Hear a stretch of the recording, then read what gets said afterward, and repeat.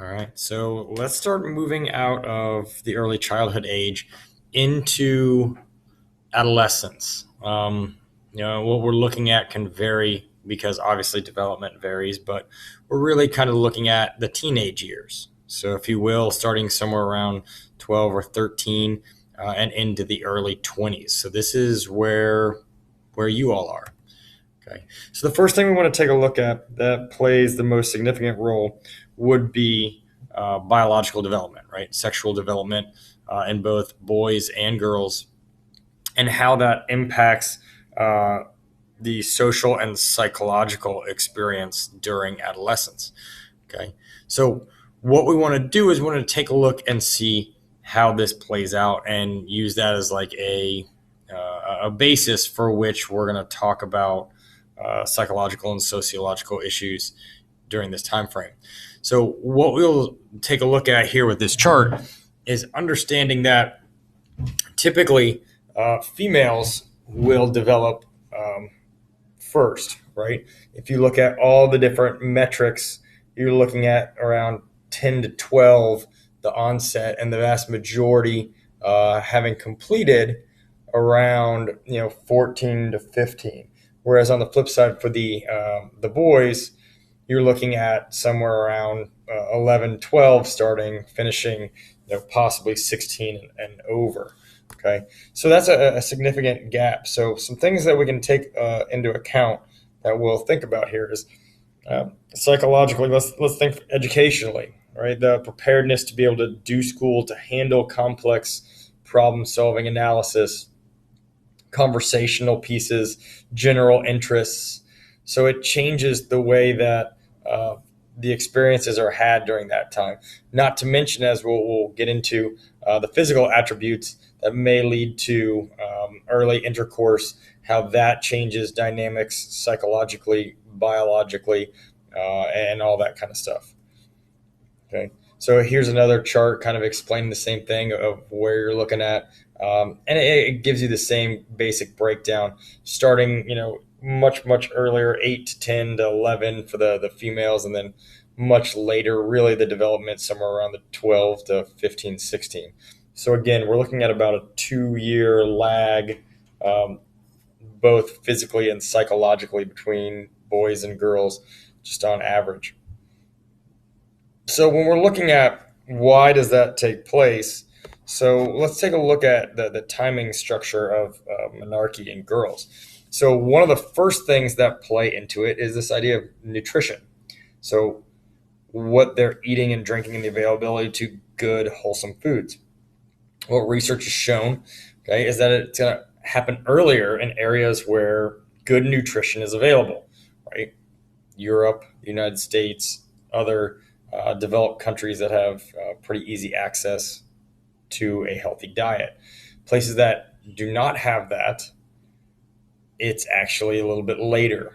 Okay, so it takes longer for the body to develop and get to a healthy place where it feels or is able to carry a child. SES matters, and SES stands for socioeconomic status. So what that means is that if you've got the means, the money, the financial wherewithal to be able to provide those types of meals and shelter and clothing and security, okay, they're more likely to receive all the stuff that we talked about, and it prepares the body to be able to bear children earlier. And then also social environments. Okay, so research has shown us that it occurs in younger ages of young women who deal with more stress or depression, okay, or have single parent mother households who's per se actively dating, okay, or just not having a father living at home.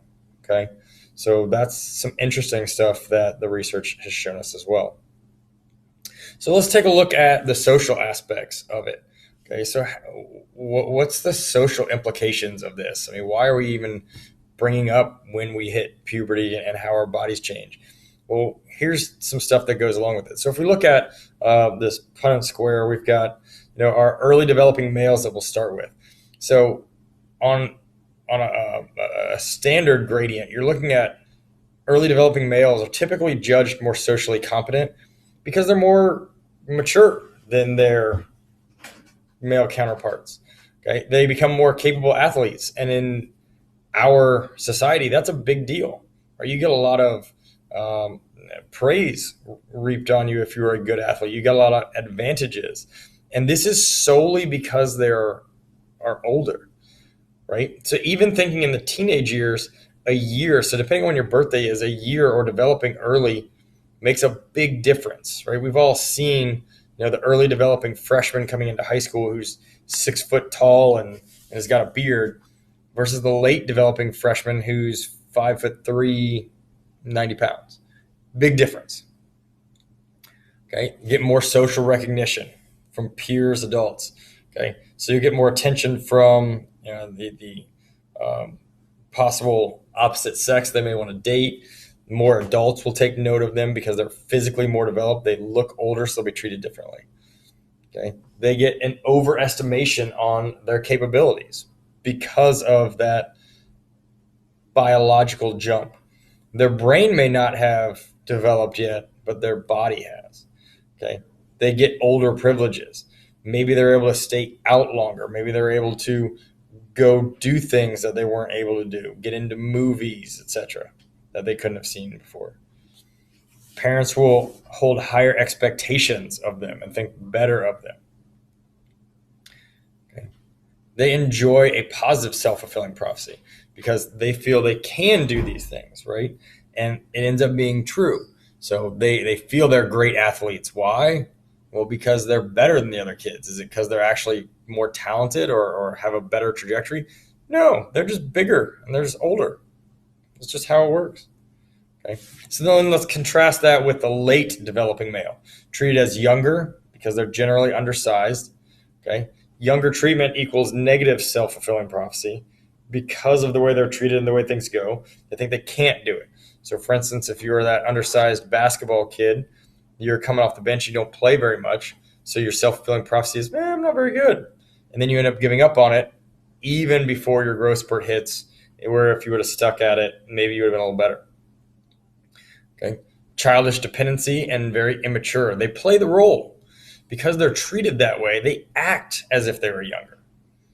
Okay. The last of all to mature because it takes so long. They don't get the same experience. They don't get the same practice, socialization as their counterparts, and things like dating and things like talking to teachers or adults and so on. Low social status because they haven't found their niche in, say, extracurriculars or other type of socially accepted activities. It's usually a little lower. Less self-sure because of all that was mentioned above. Interesting one, they score lower on achievement tests. Okay. Well, that plays right into that self-assurance. And because they haven't had the same opportunities or are treated the same way or possibly promoted in their classes and so on, they will inevitably lag behind. So when we look at the early developing female, it's kind of a stark contrast to the early developing male. Okay, the only one in the grade to have developed, so you have this feel of loneliness. Okay, because you're kind of an early developing female. It would be kind of a loner, if you will. So there's no status on developing earlier per se in comparison to the male. Okay, in comparison to the male, there is studies that show interest in older boys and so on, but not to the same level that the early developing male benefits, because age appropriate boys are lagging behind, so they're not able to be able to understand the capacity for that, so it becomes an immature type thing, and they don't know how to appreciate the development. Subject to teasing and ridicule, as was mentioned before, because peers may not be prepared to handle those changes. Associated with low self-esteem because of that. Become popular with boys that are older, which, as you know, we can go over, but often leads to more risky behavior. Okay, like we just mentioned. And then we look at the late developing female, right? There's some research that shows there's anxiety with waiting as they're later in developing, but not necessarily a whole lot. Okay, they're not nearly as disadvantaged as late developing boys. Okay? They typically actually outperform all other subgroups of students uh, academically. Okay. And that late maturing female is actually maturing on the same level as their cohort counterpart, the majority of the cohort counterpart males, which is actually allowing them to create a strong sense of connection and social relationships with those boys, say, in their class. So, three generalizations, right? We've kind of broken that down. Three generalizations to attitudes towards sex that play into social understanding, psychological behavior, etc. One, the first thing we need to know though is today's day and age, it's really a challenge to be able to make sense of this segment of development. Okay, so we'll start with sex with affection is acceptable. No longer buying into the premarital intercourse is morally wrong. However, in our society, or research shows that they don't go as far as casting it as acceptable. Okay, although it's more permissive, and especially generally more permissive for males, and we can get into other discussions about why the equality issues that go along with this and everything else. But one of the things that becomes really challenging is being able to navigate these norms, right? So from the very beginning, for most families, churches, other institutions, governments now, government agencies, the idea that early sexual activity is a bad thing, right? Virginity is to be aspired to, but yet most media sources glorify early and often sexual behavior. So there's this real dichotomy in what's going on, a binary, if you will, between what we should and shouldn't do, and it becomes very difficult to navigate for adolescents. And that becomes something that weighs on their social and psychological development as to how and when and what is expected of, and who are we listening to, and so on. So factors that influence it: education. Okay, higher education levels from middle to upper class families, more conservative views, more likely to postpone. Right, good students in high school, those who are into education and are interested in it, less likely to engage. Okay, so then obviously you can say the flip side is true as well, and these are generalizations. Psychology of it: early experienced males typically have higher self-esteem for themselves. Females on the same plane, lower self-esteem. So early activity is correlated with also drug use, delinquency, and social problems. So it's that decision-making piece that leads into it, being able to analyze and critically think about what the possibilities are in those situations is the same, not only for early activity, but also early trying of things like drugs and making poor decisions. Family relationships: both overly restrictive and overly permissive parenting is associated with early sexual activity. So if parents are too hard on them, many of those children will rebel.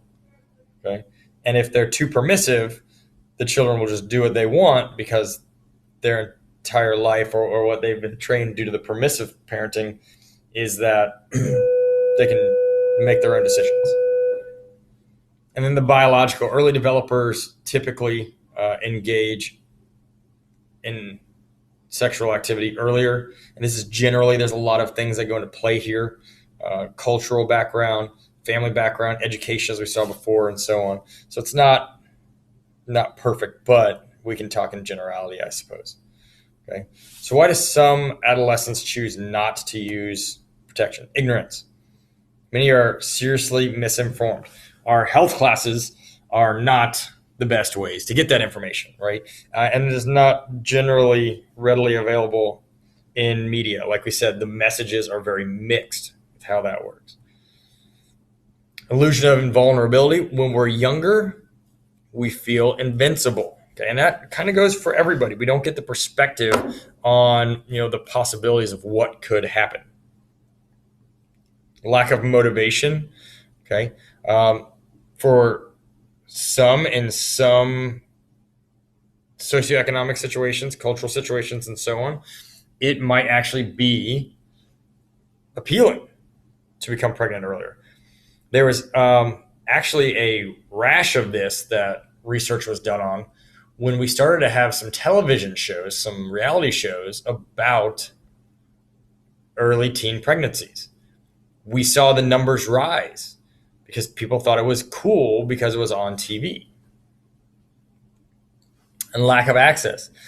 Being able to get protection. Can you afford it? Do you know where to get it? Would you have somebody who is willing to support you and all that other kind of stuff? Okay. So when we look at the totality of this, how we physically develop in adolescence plays a major role in how we're going to psychologically and socially develop. Because at this point in time in your lives, it goes a really close hand in hand with how these two work together.